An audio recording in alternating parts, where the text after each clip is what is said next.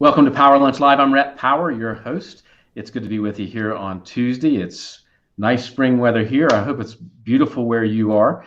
Hope you're enjoying your day so far. It's great to be with you. On the Power Lunch, we bring in today's thought leaders, best-selling authors, people who are doing amazing work in the world that we can learn from. I mean, that's the whole reason we're here, is to bring these experts on so that we can get better at what we do. We can learn a little something. So if you like or got a little feedback. If you like the program, give it a like or share, and so that your network can benefit from these conversations as well. And we are broadcasting not only on LinkedIn Live, but Facebook, YouTube, Twitter, all those platforms. So if you have your questions, you can ask your questions on that. We do take questions for the program, again, so that you can get to the answers that you need to be better at what you do. Now, today is going to be a lot of fun because we're going to talk about decision making. We're going to talk about it in sort of terms of today, the crisis that we're facing. And we're going to talk about it just overall, how you can be and make better decisions as a leader. I think my guest, you're going to really appreciate his experience. Pawel Motyl is a best-selling author of the book Labyrinth, The Art of Decision Making. He's a motivational speaker. He's a CXO-level consultant and trainer, one of the leading Central and Eastern European experts on decision making and leadership. He's former CEO of the Harvard Business Review in Poland. He's the architect of consulting solutions and an advisor to management boards and leading companies in Central and Eastern Europe. Pawel, welcome to the show. Hi, Rhett. Good afternoon, everyone. I'm so happy to be on Power Lunch Live, although it feels more like Power Dinner Live for me, as it's 6 p.m. in Poland. So, the weather is wonderful indeed, and I think it's a good time that we could talk a bit about the way we make decisions and the challenges the leaders are facing in this changing coronavirus crisis-led environment. Yeah, it is. It is definitely a strange time and a different time, and I think unprecedented. I mean, I've been through a couple of financial crises and I've grown a business during one, but I don't think it's anything like this. And I think leaders are facing a lot more unknowns, and I think they're facing a lot of decisions that they have to make and that are tough. And I want to get your take on that. I mean, you're a leadership and decision-making expert. You work with some of the leading companies around the world. You've been doing this for a long time. You've seen a lot. You've heard a lot, and I think your experience is valuable here. What is your view on the pandemic and how it's changing leadership, or has it changed leadership? And I mean, do you see those those changes as long-term or short-term? I mean, this is not a fair question, so I do apologize in advance. But I mean, what do you see? I mean, what do you think is happening in that way? Rhett, I think it's a very fair question because, well, first of all, I think decision making and the way we were making decisions, our best practice and so on, they are under a lot of pressure nowadays because things are changing enormously with this crisis. It is totally different than 2008, 2009, or even the crisis of the 20th century. We've seen that, we've been there, we knew how to act then. Now decision making is totally different. And the major change or major shift that we observe nowadays is that we moved from the world of complexity into the world of ambiguity. And let me elaborate on that just for a second. The last 10 years or so after this financial crisis of 2008 were the times of prosperity. It was a good time for majority of industries. So the major challenge the companies were facing, irrespective of their size, was the pace of changes and the complexity of the world around. So with this increasing amount of data we had to manage, analyze, and the number of things we had to address, the competitive stage being changed on daily basis, literally. say, we had to manage complexity. So it was like juggling many balls, but we knew the rules for the game. Now, with COVID-19, we entered the world of black swan events, and literally on each and every day we are surprised, usually in a negative way, with new pieces of information, with new developments we were unable to foresee. And again, when we looked at the situation in China around January, maybe early February, no one believed it might impact the world globally at such scale.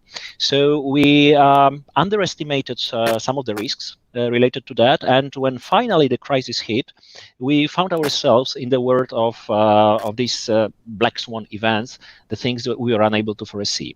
So now the companies and the leaders had to make a major shift in the way they make decisions, because in this pre-coronavirus world, we had tools we knew pretty well for managing complexity. Like, look at strategy. Strategy is a tool.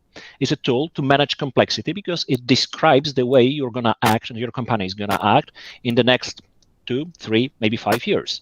So this is the way of navigating this complex environment. Then procedures. Again, this is a tool for navigating complexity and helping us in making decisions. Both strategy and procedures are guiding the way we make decisions.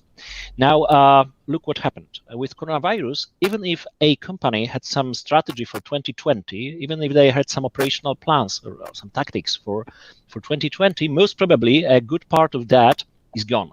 It's literally gone because things have changed so much that it requires a new type of response. And now this is ambiguity. And making decisions in ambiguity require a totally different skill set than we used in complexity. And this is something that was the major shock for majority of leaders, majority of the companies in March or early April, when all things started to fall apart. So talk about that. I mean, how do people get their heads around that? How do you make that shift internally, or how do you realize that that's actually happening, and that you've got to change your process or the way you think about these challenges and decisions? So let me start with the following. When we were making decisions under complexity or in complexity in the recent years, where we had all those tools and they were driving our decisions to some extent. Nowadays, what really matters is the agility. How agile we are in responding to these new developments, because they are, happening each and every day. Again, literally. Right. So the way we respond is the most important factor that will differentiate us from the rest in our industry. If we are more agile in our reaction, there is even a chance that we will become, and I will use this term coined by Nassim Nicholas Taleb, we will become anti-fragile. So where everyone else loses, we might even win if we are faster than our competitors.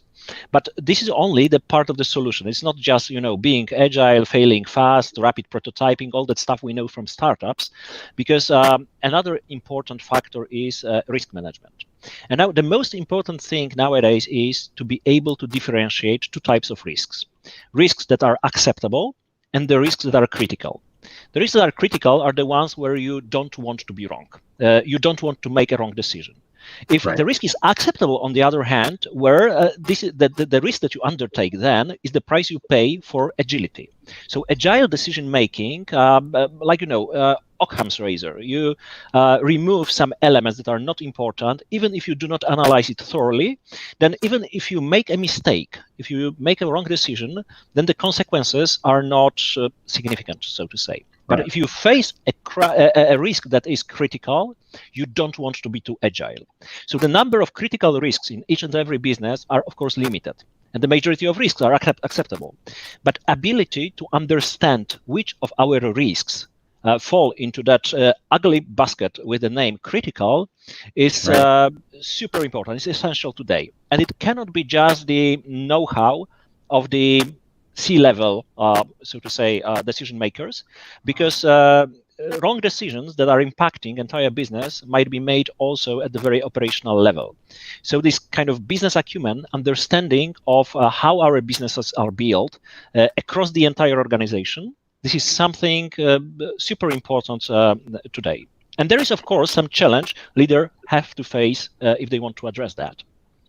Is there a way, because this is a very important point that you just made.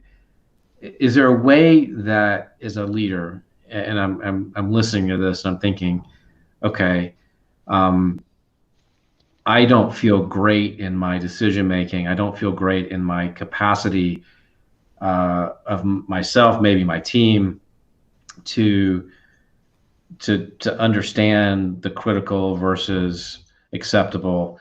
How do you get to the point where you know what is really critical and what's acceptable? I mean, how do you distinguish? I know, is there a process or a way you think of it when you work with a business to help them put the category of risk in its proper place? Because now, I mean, you make a critical mistake now, that's catastrophic a lot of times. Yeah. So let me give you like two parts, two answers to that question. The first one is about like differentiating between various types of risks, and it is totally subjective. For each and every business, the set of critical risks is different. So it's about assessing the risk which you are kind of ready to take, and the ones where you do not want to experiment because your decision has to be optimal. It doesn't have to be quick. It has to be optimal. Now, right.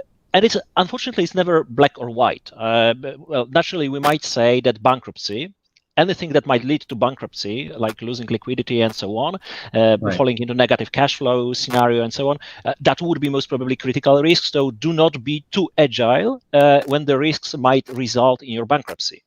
There is this saying. Even a bunch of small risks that lead to a failed product or a failed.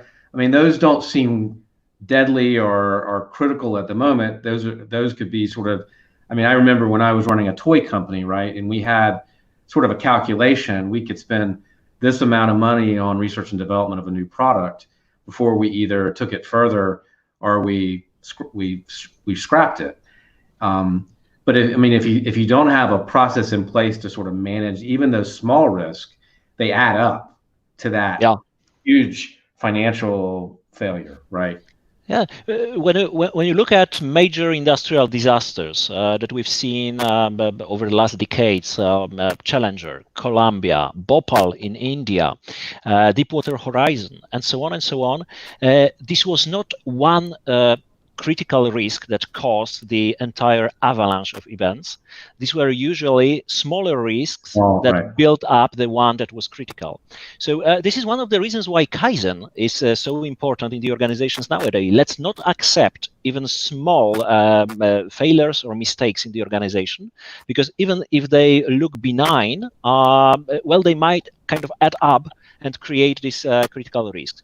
So it's all about building awareness among people in the organization, because again, it might be some line manager, not necessarily like board member or the CEO of the company, making some decision that will create this chain of events that will lead to the disaster at the end. Now, what could be done in order to avoid that and to kind of educate people in better decision making?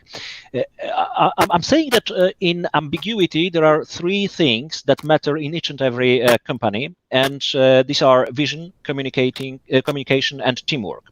I would say there is nothing like unusual in that set, but let me elaborate on each of those three. Sure. Well, vision, we usually treat vision as a long-term direction for the company, and each and every company should have some long-term vision. But what is critical nowadays is to have also like mid-term vision, how we are gonna deal with a crisis situation, what we are gonna do in the coming 2, 3, 5 months. And it's much more of the vision than strategy, because strategy would have to change most probably many times over the course of the coming months, whereas vision is the definition of the end state. Where we want to be after entire COVID-19 situation is already hopefully gone. And I will use a specific example how it could look like. It is important because the visions might be totally different. If you are a company that fights for survival because you are in one of those industries that were badly hit, then most probably your end state, the place you want to be after the crisis is I want to survive, and then we will be like rebuilding whatever is left. But for example, I'm working with some companies, advising their boards, where the companies are in a much better situation due to various reasons. Now, their vision is, okay, now we are looking carefully at some foreign markets, for example, where the companies were hit by the crisis, and we will be most probably going into acquisitions there. So it is a totally different vision for the coming months. So vision is the first element. Now, once we have that vision, what we want to do over the months to come, then the second element is maintaining a crystal clear communication with all stakeholders, not just employees, not just clients, but also business partners, the owners or stakeholders or shareholders of the company, local communities, if it's applicable. And again, let me give you a specific example. One of my clients decided to introduce a very simple thing.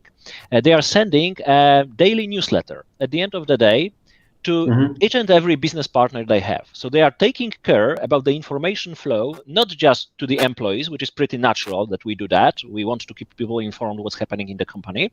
It's not just about the clients, but it's also about the suppliers, for example. And the reaction is amazing because some of the suppliers started calling them saying, hey, you know what? It's pretty unusual that you are keeping us in the loop, keeping us informed all the time on a regular basis. And for example, it reduces our stress to some extent that, for example, you won't pay our invoices. You are still in the game because you keep things going. So sometimes, the simplest solutions are the most effective. And let's remember, or please remember that in the times of crisis, there's a lot of room for like gossiping and really negative scenarios. So people start imagining the worst things possible because they are under stress. And the last thing that we need when we want to make better decisions is some panic on the on the side of our key stakeholders. And the third one is teamwork. And again, this is one element that is under pressure nowadays, and we sometimes do not notice that. Well, for a group of people to become a team, 4 things have to happen. First, they should have the objective that is interdependent. So we all have to cooperate and contribute in order to get there. Right. No one can do that on his or her own. Then the second element that is constituting genuine teams are clear and accepted roles and responsibilities. So everyone knows who is responsible for what, who is accountable for what, and we all feel comfortable with that this is the proper person taking care of this set of things. The third one are shared values and norms. So there is some common denominator as far as the values we stick to or the norms we follow. And the fourth one is trust and honesty in relations and communication.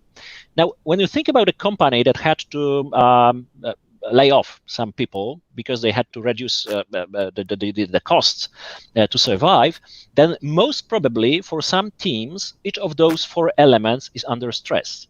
Maybe if we are now acting in a different way, the new vision, this midterm vision, means that, we will have to reformulate or redefine the objective for the team. So the question should be, is it still interdependent? Are we clear about the objective? Secondly, most probably some of the roles change. If we laid off some people, somebody should take over some of their duties and so on. Most probably the second element is under stress. The third one, values and norms. If some of the procedures had to be cancelled because we are working from homes, not in the not from the offices, so most probably some of the rules are different nowadays. Are we clear about the new set? And finally, do we still trust each other and one another? Is there this honesty in communication? So we are building this genuine teamwork for years in order to get there. And then we can lose it unfortunately, in a very quick and simple way because we do not take care of these 4 elements. So vision, communication, and teamwork is critical to act in ambiguity. There's something going on, and I want to get your take on it. I've been on the phone with a lot of CEOs and leaders lately, and a lot of Skype, Zoom calls, and a lot of different things. And I was on one the other night. And I had a few CEOs on, and we were talking about uh, going completely remote and changing their whole footprint in terms of offices and space and this sort of thing. And it seemed to me that a lot of those decisions were emotional decisions. And because I don't know what I think, and maybe it's premature to say we're going to completely change everything that we've done and how we've worked. I mean, what is your take on sort of that movement now? Well, we're just going to, I mean, you look at what Twitter's doing, right? And they're going to go completely remote, now. And I mean, do you think that that is smart for culture and building culture? Because it seems to me if you've got a weak culture or the culture is just okay, that's going to be really problematic if you make a decision like that. I mean, maybe it's great if you have a good culture already, but that's far and few between most companies. I mean, what do you make of decisions like that? Well, Rhett, I think that some part of the answer to this question comes from the word that you know extremely well, from the words of startups, entrepreneurs, and so on. And there is a lot of things large corporations, large players could learn from this environment. The extremes are rarely optimal, and I think what is happening right now, we moved from one extreme, which is like having all those fancy offices, spending all our lives there, and so on and so on. We moved into another extreme, which is going totally kind of virtual. And I'm actually optimistic about what will be the kind of result of this shock that we are undergoing, because what's happening right now is like digital transformation accelerating. We have been forced to digitally transform, and digital transformation is such a trendy buzzword. We've heard that for the last several years. Right. Nowadays, it's no longer a buzzword; it's our reality. And people using various kind of social life, Teams, Zoom, and so on, to the extent they were never using that before. It is simplifying actually some of the actions. It is simplifying some of the decision-making processes. The access is, so to say, easier. So I think that some of those solutions will stay with us in the future. Now, the second part to that is the following. I think that the best thing majority of companies could do nowadays is start searching for best practices, but not best practices within their industry, but outside. Let me give you a specific example.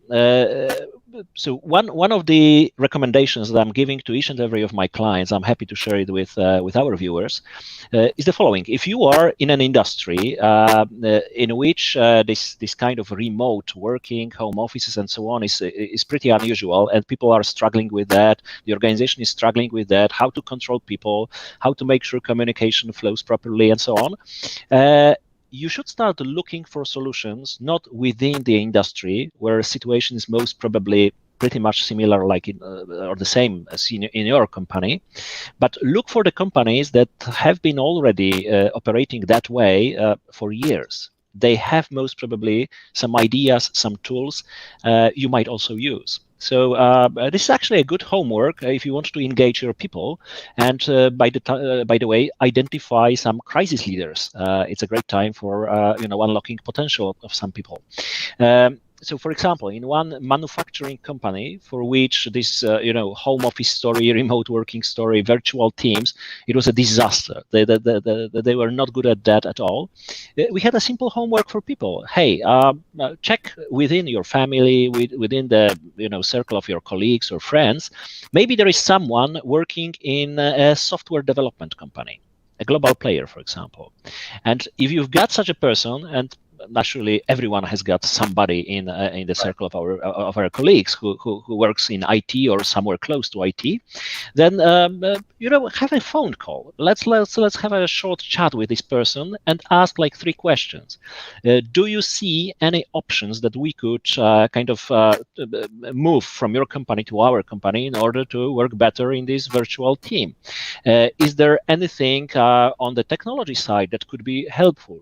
What about the culture, the procedures, and so on? How do you control your software developer teams or engineers team if they work not only in their home offices, but sometimes they work in like 3 teams located in different time zones in order to keep working 24/7? And the results are pretty amazing. In one of the companies, just one example, in one of the companies, when we had this kind of homework given to people, one of the mid-level managers not only went to ask somebody, he organized an entire Zoom call with 11 colleagues from various IT companies, and they had like a brainstorm where he like described the situation in which is his company is, and they started brainstorming on that, what technology could do in order to address some issues that they were facing. So there's plenty of opportunities around us, and I think we could learn a lot from like startups, from entrepreneurs who simply had to act that way even before coronavirus. Yeah, I was talking that on that same phone call. One of the companies said, we're going to go completely remote, and what they did was they actually looked at, and I was actually shocked because this is really surprising to me. They looked at multi-level marketing companies, and the way that they build culture and they maintain that culture and that excitement. He said, I don't like the business model, but I like how they motivate their people and how they keep up the energy and they keep up and so they actually went out and studied some of these companies and how they motivate people and how they get people to perform. And I thought that was actually fascinating, and completely different industries, but they thought it was valuable enough to look at how they do it and how they, keep people excited. And how they build culture. So I thought that was really interesting. So I agree with you. I think looking outside of your field and your industry is smart in that respect. No doubt. It's one of the best ways of improving your decision-making processes. Actually, somebody somewhere had to make a similar decision at some point in time. So let's learn from their experience. Let's not reinvent the wheel. And I think there is a lot we could learn, and this is why I am pretty optimistic and positive about what might happen after the coronavirus crisis. And if you don't mind, I would love to share a story that actually I'm coming back to that story each and every time when I feel under pressure or when I start thinking in a negative way. And this is actually the story showing perfectly how this famous saying that in each adversity there is an opportunity works. And it's a story of Keith Jarrett, a great American jazz piano player. It dates back to 1975 when Jarrett was just 30 years old. And at the time he was, after this Miles Davis band stage of his career or phase of his career, he was independent and he was experimenting with improvised piano concertos. So he was playing a lot in Europe in the 70s, and some of the concerts are like masterpieces. And in 1975 he was in Switzerland performing there, and a very young concert promoter from Germany decided to invite him to Cologne. Her name was Vera Brandes, and she was only 17 years old at the time, the youngest concert promoter in Germany. And Jarrett agreed. It was, an unusual success in terms of sales because the Opera House in Cologne was sold out totally, 1,431 tickets. But then everything started resembling like the Murphy's Law.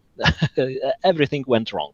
So first of all, Jarrett decided to come with his manager by car from Switzerland, and it seemed to be a good idea, but it turned out to be the worst one because the weather was not good, and it took them several hours before they reached Cologne. At that time, Jarrett had problems with his spine, the backbone, so he had like chronic pains, and he was suffering enormously on the day of the concert.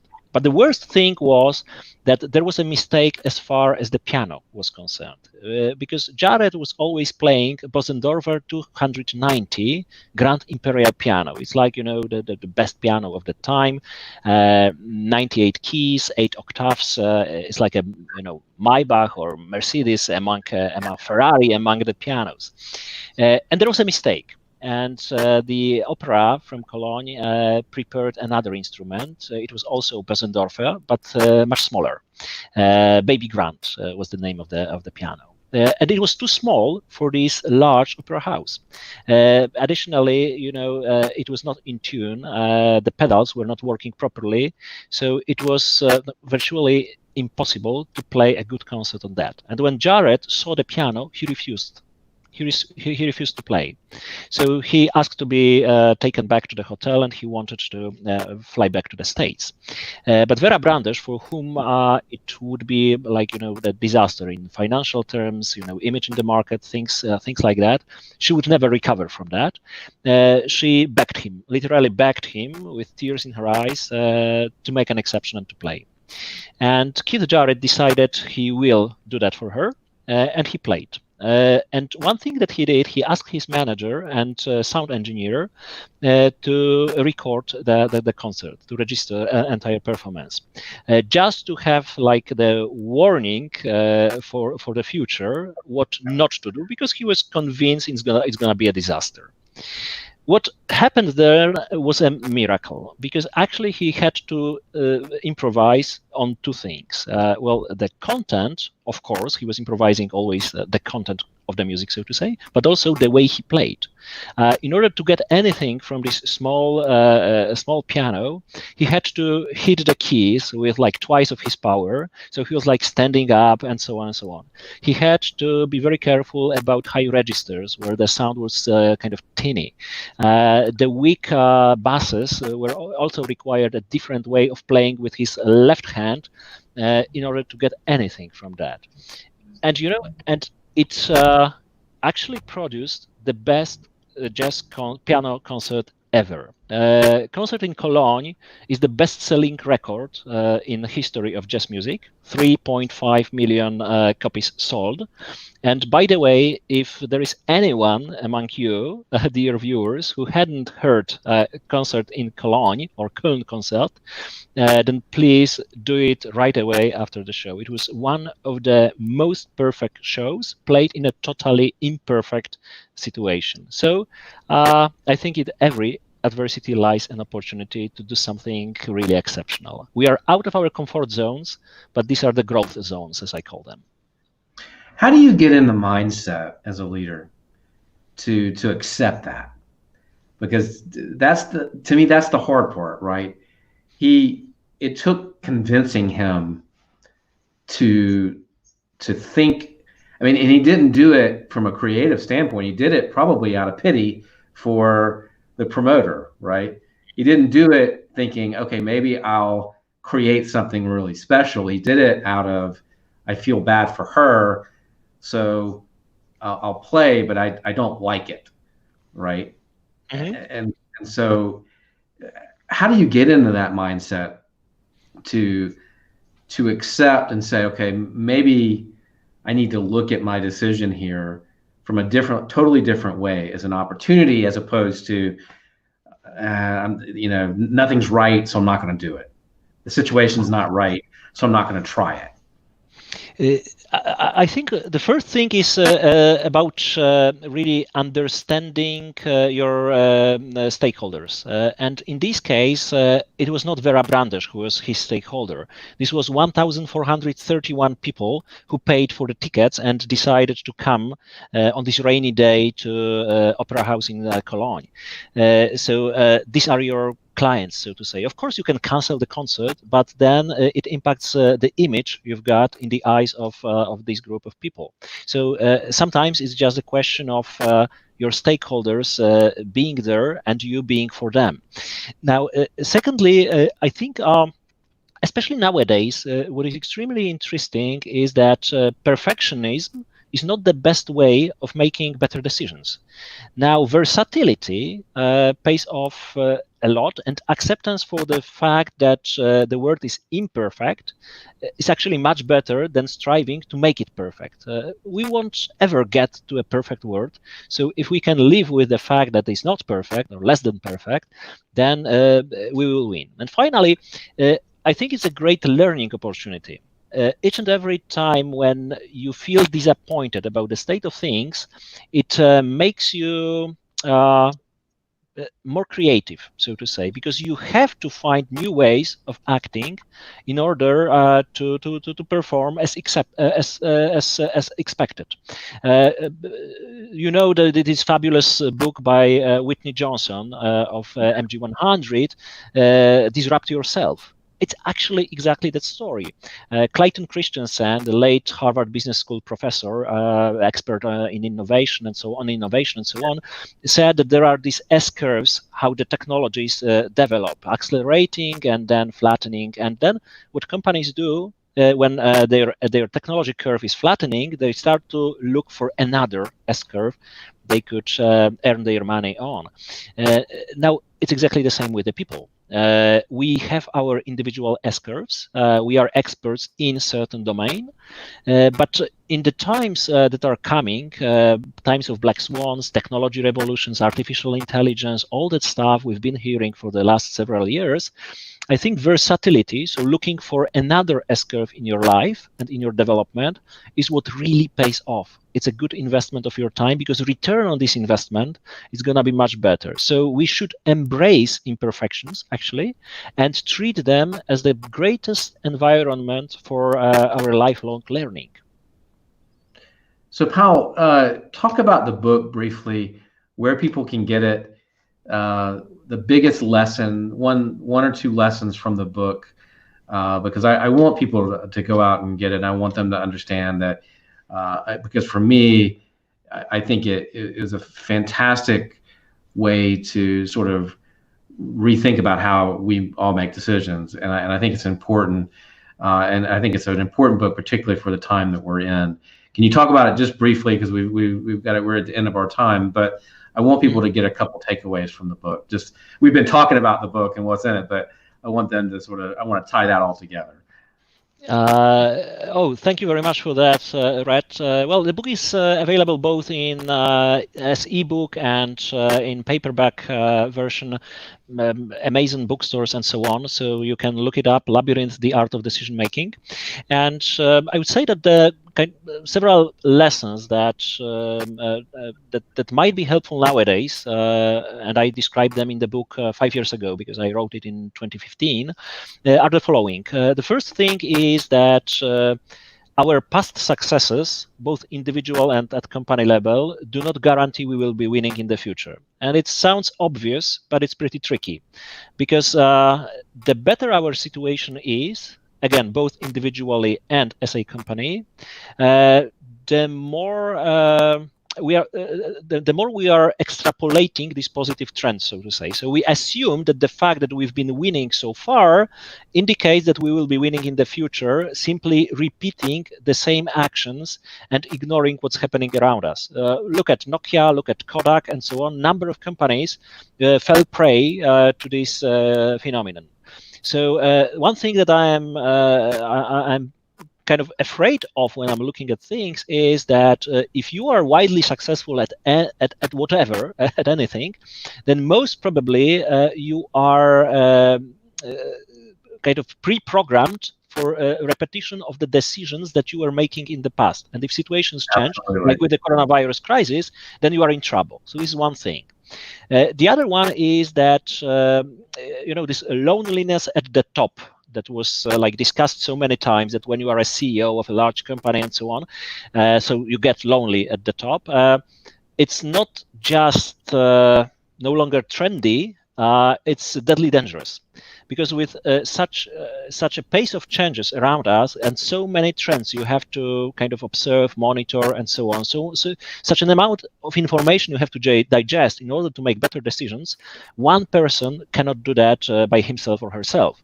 So what we need today in our organizations is what I call distributed leadership. So we need leaders at each and every layer of the organizational structure, in each and every function. Moreover, we need the friends of those leaders or stakeholders to those leaders with our clients, suppliers, local communities, and so on. So that's the second kind of takeaway from the story. If you feel that you are lonely at the top and you are making all decisions by yourself, it's time to start rethinking the leadership model for the organization. And I would say the third one is about searching for best practices everywhere. And another story that I will leave our viewers with, and this is actually the one that I described in detail in the book, is this famous Apollo 13 rescue mission from 1970. I think we should all come back to that story by either watching this fabulous film with Tom Hanks, Gary Oldman, and all that cast, or you might watch a documentary that's available on YouTube, Apollo to the Edge and Back. There is a great book by Gene Kranz called "Failure is Not an Option." So there is there are plenty of sources. But why I am recommending coming back to that story? Because actually what happened then in 1970 is exactly what we are facing today. What they faced was an entire kind of flock of black swans happening there after 55 hours of the mission. That was something that was totally unforeseen. What they faced was like a quadruple failure of vital systems on this craft. So there were no procedures for that. All strategies they had were gone. So no strategy of flying to the moon, landing there, whatever. They had to cancel everything. They had to manage critical risks like asphyxiation, because there was lack of oxygen in this lunar excursion module, and so on and so on. So they had to manage critical risks, at the same time acting in a very agile way. And the funniest thing in that is that they were also working in virtual teams, because Apollo program had more than 400 contractors to NASA. So these people were literally dragged from their beds. They created these virtual teams. Each of the teams was working on certain part of this, so to say, project, and they were exchanging information, each minute, each hour, on each day, in order to bring those people alive back to the Earth. And they did it in a fantastic way. And and Gene Kranz, who was the mission director, this famous leader, was actually the one who had to do exactly what Keith Jarrett had to do in 1975. He was facing an imperfect situation with a lot of things he would love to be different, but he simply had to state his vision. These people are coming back alive. This crew is coming back to the Earth. He had to communicate with all the stakeholders and to take care of the seamless teamwork. And remember, they had no Teams, no Zoom, and stuff like that. It's phenomenal. No, I mean, he was, and if you read that book and you look at the film, I mean, he was determined. I mean, there was no other option but to bring them back. And I think that he conveyed that and gave that confidence to those teams so they could put their worry and all the other emotions aside and focus on that task. And I think that's you're right, because I was listening to something from at Ford Motor Company the other day, and the CEO said, we had never planned. I mean, we have thought about everything, and NASA's just like that. NASA thinks of probably everything that you can imagine, and they probably had thought of everything, but no one has ever thought of. I mean, the guy at Ford Motor, the CEO of Ford Motor, said, "I never planned for a total shutdown around the world." Yeah. Right. We planned on maybe losing a plant here or losing a plant here or a catastrophe here, but a complete and utter shutdown, worldwide was unthinkable. right? What kind of event would do that? And I think you're absolutely right. I mean, this has been a really interesting time. Pawel, thank you so much. Rhett, thank you for your invitation. I'm so happy I could participate in this interview. Thank you everyone for watching, and let me wish you all the best and only perfect decisions. We'll have you on. We'll have you on again.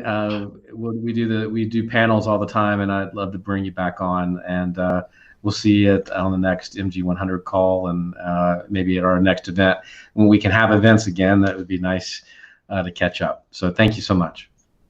Pleasure is mine. Thank you. And thank you for spending some time with us here on the Power Lunch today. We'll be back tomorrow with another program. You can check out the schedule at powerlunch.live, powerlunch.live. That's our website. And you can look at past shows. You can also check out the podcast. We take our best episodes of every month and we turn those into the Power Lunch podcast.